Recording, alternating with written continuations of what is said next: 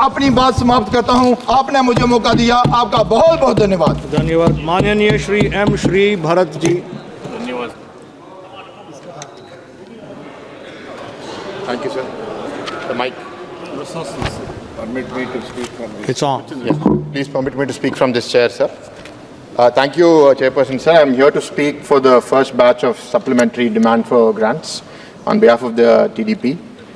Although the budget seeked is 87,762 crores, the actual cash outflow of 44,000 crores is less than 1% of the overall budget. By any count, I would say that that's good planning, leading an organization myself. I've often found that in the middle of the year, we deviate more than 1%. So I'd like to acknowledge and appreciate that. Some points spoken by the opposition in terms of the growth, on inflation, on the manufacturing sector.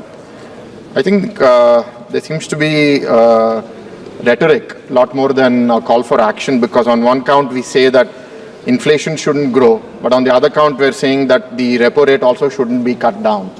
I would request that the consideration of the government in cutting the repo rate to kickstart the manufacturing and increase its growth, which would overall lead to the growth of the Indian economy, is much needed, and I would definitely ask for that.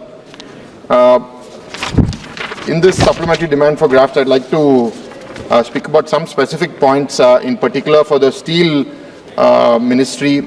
I'd like to acknowledge and thank the Finance Minister, the Prime Minister, for allocating 1650 crores of fund to revive the RINL steel plant. I'm very happy to state that from a verge of almost being shut down with only one furnace running, now there's two furnaces running at more than 100% rated capacity over the last month and a half or two.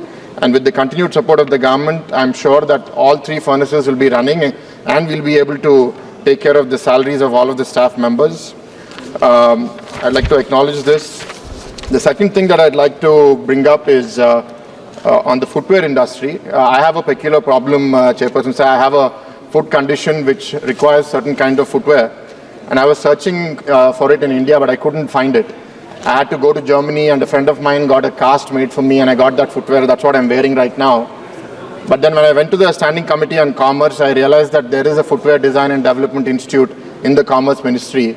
With the support of Honorable Minister Piyush Goyal ji, I went and visited the center, and I was very happy to see the kind of research that is happening over there. Alas, most of India doesn't even know about the research that is happening. So I request the Finance Minister to consider this footwear industry and the Footwear Design Institute to really proliferate its activities to the wider nation, because the footwear industry is not very concentrated today. It's quite disorganized. And the other thing I'd request is to separate it from the leather industry, because not all footwear is leather now. Footwear, all different kinds of materials are coming into it. The next point is urban planning. We see, when we think of big cities in India, when we say Bangalore, a lot of people remember traffic. When we say Delhi, people think of pollution. And when we say Mumbai, people worry about cost of living. So the money that happens to be transferred to urban local bodies is a mere 0.5% of the GDP, but the contribution of cities to our GDP is almost 60%.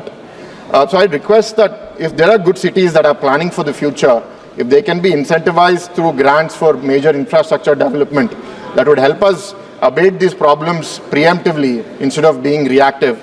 I think that would be a great thing for the nation.